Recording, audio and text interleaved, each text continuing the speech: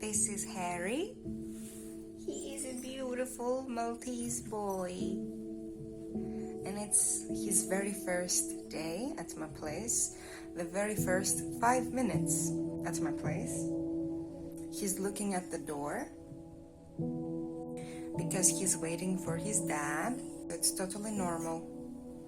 It's the first day, the first minutes that he's in a new place. Look at you. You're so cute. Hello, Harry.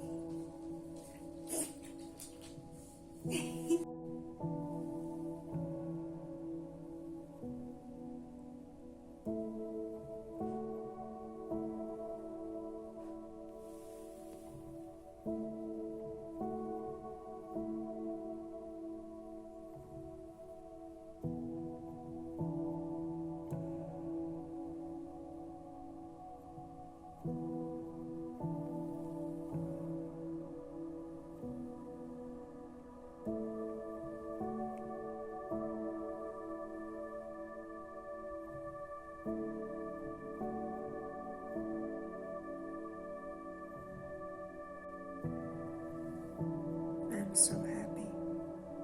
I can't stop smiling.